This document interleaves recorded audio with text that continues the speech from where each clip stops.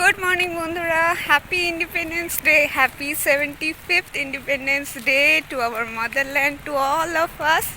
আজকের দিনটাতে আর ঘুমিয়ে ঘুমিয়ে বিছানায় পড়ে থাকতে পারিনি। এইগুলোকে নিয়ে যাচ্ছি স্কুল গ্রাউন্ডে, সেন্ট্রাল গ্রাউন্ডে। মনে হচ্ছে ফ্ল্যাগ হোয়েস্টিং হয়ে গেছে, তবে বাকি সমস্ত কিছুই বাকি আছে, সেগুলো একটু দেখবো আমরাও। টোটো দাদা এখন এই দেখো ঝান্ডা নিয়ে ন্যাশনাল ফ্ল্যাগ হাতে চলে এসছে। টোটো দাদা, কেমন আছো তুমি?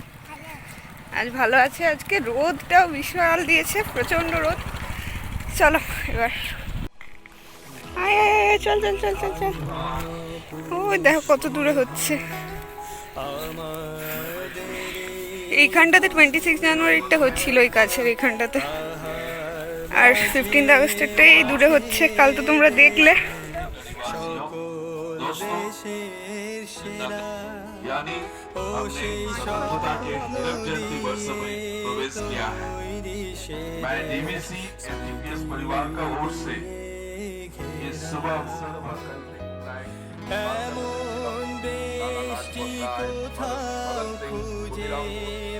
चंद्रशेखर आजाद, मंगल पांडे, सूर्य सेन, बागायती, Mahatma Gandhi, Netaji Subhash great freedom fighters of our country. The golden year for our country.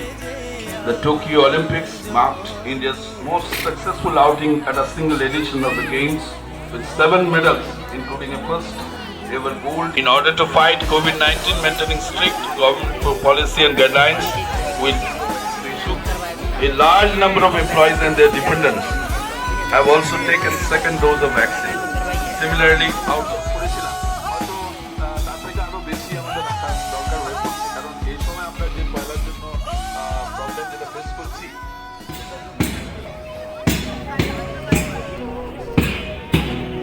Parade विसर्जन। बहुत बहुत धन्यवाद आज के मुख्य अतिथि को, जिन्होंने हमारे डीवीसी के बारे में, देश के बारे में कोई भी ऐसी बिंदु नहीं थी जिनको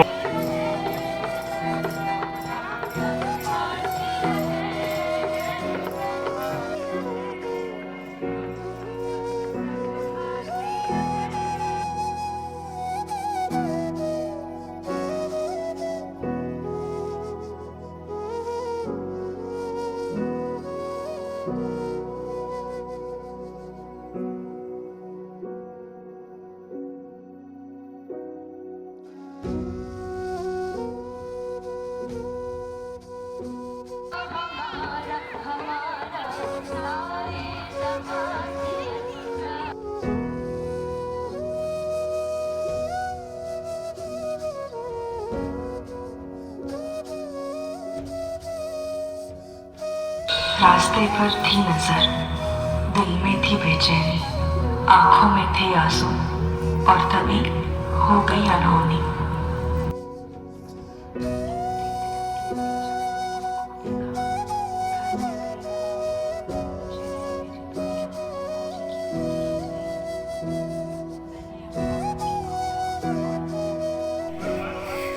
আজকের অ্যাম্বিয়েন্সটাই আলাদা আজকের দিনের, বলো? চারিদিক থেকে বন্দে মাতরম বন্দে মাতরম, ন্যাশনাল অ্যান্থেম। ভাইটাকে দেখতে গেছিলাম, ওষুধ খাওয়ার টাইম হয়ে গেছে ওর। দীপুরানি আছে, যাবে না এখন, আমি ওর সঙ্গে যাব।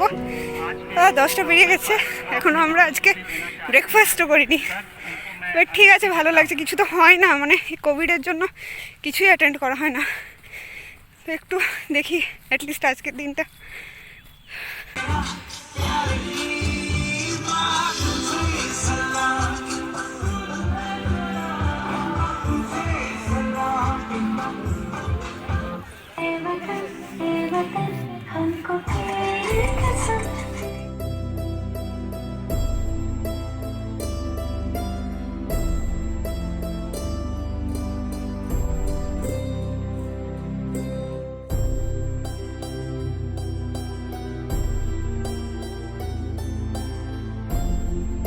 करने के लिए अलग अलग पोजीशन से फायर करना पड़ता है। उसी का प्रदर्शन डेमोन्स्ट्रेशन सीआईएसएफ एनटीपीएस के जवानों द्वारा सबसे पहले कमांडो के प्रशिक्षक द्वारा मुख्य अतिथि के प्रदर्शन शुरू करने की अनुमति ली जाएगी, जिसके बाद चेक वेपन की कार्रवाई की जाए। स्टैंडिंग पोजीशन, भागते हुए दुश्मन को बर्बाद करने के लिए इस पोजीशन का इस्तेमाल किया जाता है।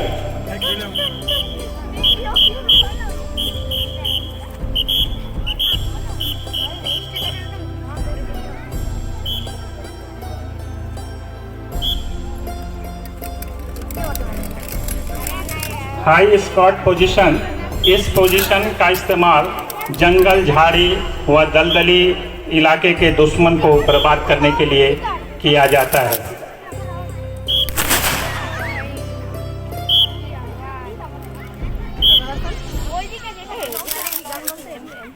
हाई हीलिंग पोजीशन, इस पोजीशन का इस्तेमाल जब हमारे आसपास 3-3.5 फीट हो दुश्मन, तब किया जाता है।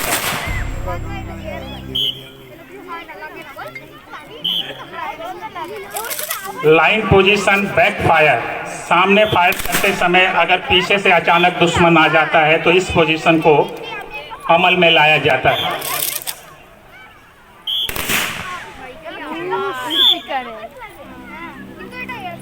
चारों दिशाओं में दुश्मन पर फायर कर चित्त किया जाता है।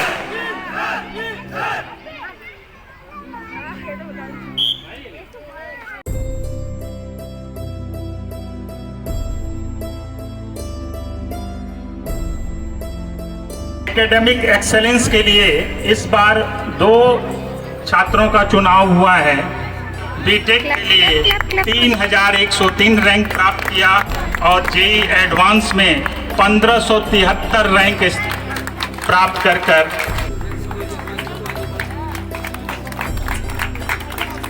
इन्होंने पूरे कॉलोनी में अवेयरनेस प्रोग्राम, इन्होंने टोटो पर चढ़कर रात और दिन सतर्कता संबंधी चेतावनी कोरोना की जारी करते रहे और सबको सतर्क करते रहे, सजग करते रहे।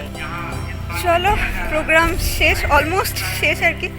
প্রাইজ ডিস্ট্রিবিউশন সেরিমনি চলছে, এটা প্রত্যেকবারই হয়, মানে বেস্ট সব সেক্টরের বেস্ট যারা তাদেরকে দেওয়া হয়, বিং ইট স্টুডেন্ট বা সিআইএসএফ বা এমনি এমপ্লয়ি যারা বিভিন্ন সেক্টরগুলোতে, হসপিটাল, মেকানিক্যাল, ইলেকট্রিক্যাল সবাই পায়।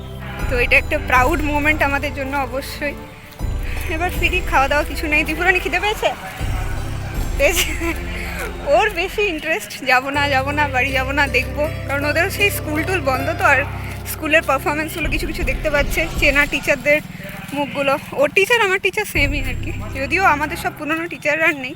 তো তোমরা জানিও, এইটুকু তোমাদেরকে দেখালাম কেমন লাগলো। এরপর চলো, বাকি সারাটা দিন তো আছেই। ত্রিপুরানি শেষমেশ পেট ঠান্ডা। কি খাওয়াচ্ছে আজকে বাম্মা? রুটি আর আলু পরোটা। হ্যাঁ, আলু পরোটা করে দিয়েছে আজকে বম্মা, ইন্ডিপেন্ডেন্স ডে স্পেশাল। এই যে সস দিচ্ছে। মা বলে দাও সবাইকে happy independence day. Happy independence day. মা তো গেল না, বিকেলে একবার যাবে মাঠ দিয়ে। আজকে ইন্ডিপেন্ডেন্স ডে স্পেশাল একটা রেসিপি দেখাবে মা। এটা কি তোমরা সবাই চেনো, কাঁকরোল। এইটা দিয়ে হবে বড়া, নাকি মা? তার জন্য এখন কি হয়েছে, ফার্স্ট স্টেপ হচ্ছে এগুলোকে হাফ করে কেটে এখানে সেদ্ধ করতে দেওয়া হয়েছে। তারপরে ভেতরের বীজগুলো দিয়ে পুর বানানো হবে, তারপরে বড়াটা হবে, সেটা দেখাবো। আগে সেদ্ধটা হোক। কিছু দিয়েছো নুন টুন? এমনি জাস্ট জলে, প্লেন জলে সিদ্ধ হতে দিয়ে। স্নান টান হয়ে গেছে আমার। চলের পর রান্নাঘরে গিয়ে বড়াগুলো বানাবো। আগে পুরটা বানাবো আর বেসনের গোলাটা বানাবো, তারপরে ভাজবো। তো আগে আমি ব্যাটারটাই বানাবো, পুরটা পরে বানাবো, যাতে ব্যাটারটা একটুক্ষণ ভিজে থাকে। আর ভয়েস ওভার দিতে হচ্ছে, তার কারণটা হচ্ছে মা রান্না করছিল পাশে, প্রচণ্ড আওয়াজ আসছিল, নয়েজ হচ্ছিল, সো কান্ট হেল্প। তো এখানে 4 টেবিল স্পুন মতো বেসন দিতে বললো মা, তারপর 2 টেবিল স্পুন মতো চালের গুঁড়ো, একটু হলুদ গুঁড়ো, সঙ্গে একটু কাশ্মীরি মির্চ পাউডার, লঙ্কার গুঁড়ো আর একটুখানি একদম আদা বাটা দিলাম আমি, খুবই অল্প। এরপর এটাকে পরিমাণ মতো জল দিয়ে মিক্স করব। এবং একটু মোটা টাইপেরই হবে ব্যাটারটা। তো এর মধ্যে এখন দিয়ে দেবো হচ্ছে নুন আর কালো জিরে দিয়ে আবার মিক্স করব। অ্যান্ড যত এটাকে মিক্স করব তত এটা লাইট হবে, হালকা হয়ে আসবে। এরপর চলো পুরটা বানিয়ে নিই। এর জন্য আমরা নিয়েছি নারকেল কোড়া, সর্ষে বাটা, পোস্ত বাটা অল্প, কাঁচা লঙ্কা কুচি আর পেঁয়াজ কুচি, যেটা অপশনাল, নিরামিষ হলে দেওয়ার দরকার নেই। আর এই যে আমাদের সেদ্ধ করে রাখা কাঁকরোলগুলো হাফ করে তো এর ভেতর থেকে এরপর আমরা বীজগুলো বের করে নেবো। তার জন্য এরকম একটা চামচ নিতে হবে, সাইডটা যাতে একটু ধারালো হয়। এরকম ভোতা টাইপেরগুলো নিলে হবে না, এটা দিয়ে স্কুপ আউট করা যাবে না। তো এভাবে ধরবো আর বেসিক্যালি আইসক্রিমের মতো স্কুপ আউট করবো। ওই ধারালো চামচটার নেওয়ার কারণটা ঠিক এটাই, একদম সুন্দরভাবে বেরিয়ে চলে আসবে। একটু চেষ্টা করবে পাতলা করে এরকম পকেট বানিয়ে নেওয়ার, তাহলে ভাজাটা ভালো যায়। যদিও এটা অলরেডি বয়েলড। তো এক এক করে আমি সবগুলোর থেকে বীজগুলো বের করে নেব। এরপর এগুলোকে একটু ম্যাশ করে নেবো অ্যান্ড যা যা দেখিয়েছিলাম তোমাদেরকে একটু আগে, সব এর মধ্যে মিশিয়ে এটাকে এরপর মাখার পালা।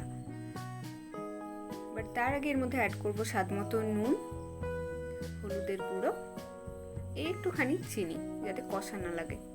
এবার এটাকে ভালো করে চটকে চটকে মেখে নিতে হবে একটু সময় নিয়ে।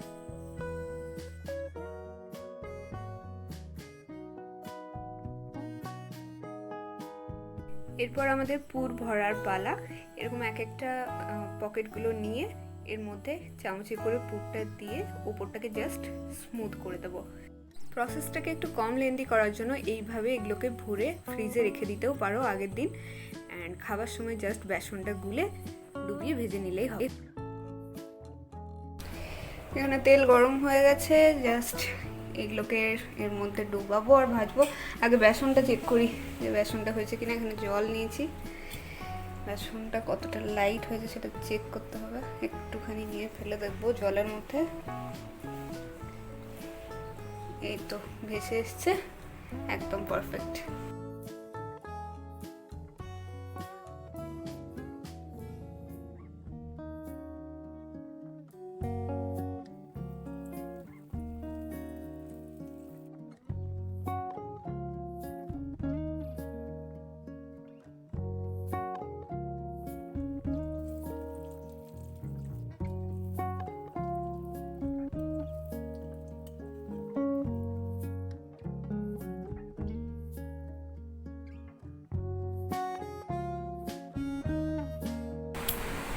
বড়াটা তো ভালো হয়েছে, বাকি রান্নাগুলোও ভালো হয়েছে, কিন্তু আজকের সেরা যেটা বেস্ট সেটা হচ্ছে এই কামরাঙার চাটনি, কামরাঙার টক মায়ের হাতে।